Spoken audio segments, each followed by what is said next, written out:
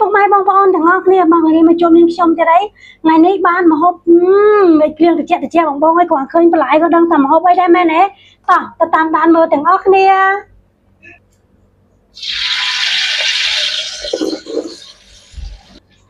បងចាប់ផ្ដើមបំពងត្រី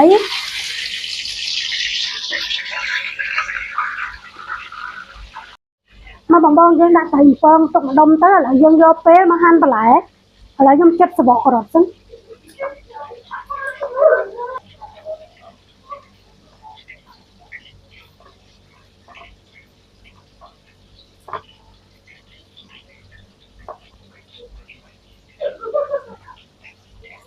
ខ្ទឹមក្រហមបង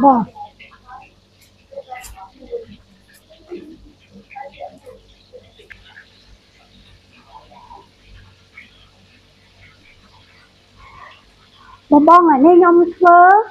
នំបញ្ចុកទឹកត្រីអំពិលទុំបងបងតែខ្ញុំចេញ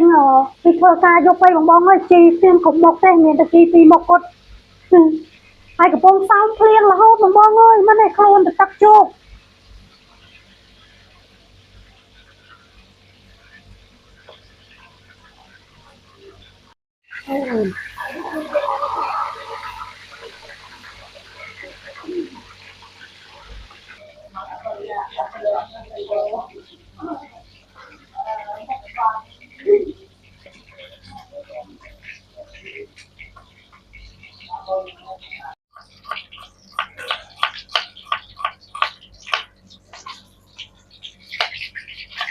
មកបងចាប់ផ្ដើមមកធ្វើទឹកត្រីអំពិលទុំស្ករប៊ីចេងទឹកត្រីបង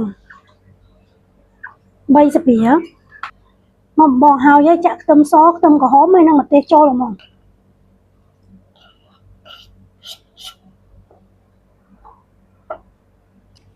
ស្រាច់ដីបងក៏លុកវាឲ្យម៉ត់ចឹងមកនេះ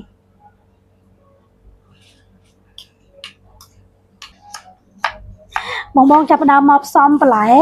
ផ្ទាប់នំបញ្ចុកទឹកអំពិលទុំយកបងការ៉ុតយកកវិតមុខពីចិត្តចឹងទៅវាស្ដើងស្រួលហូបដល់កវិតមុខមួយវាក្រាក់ពេកអញ្ចឹងស្រួលបងឃើញហ៎នេះស្ដើង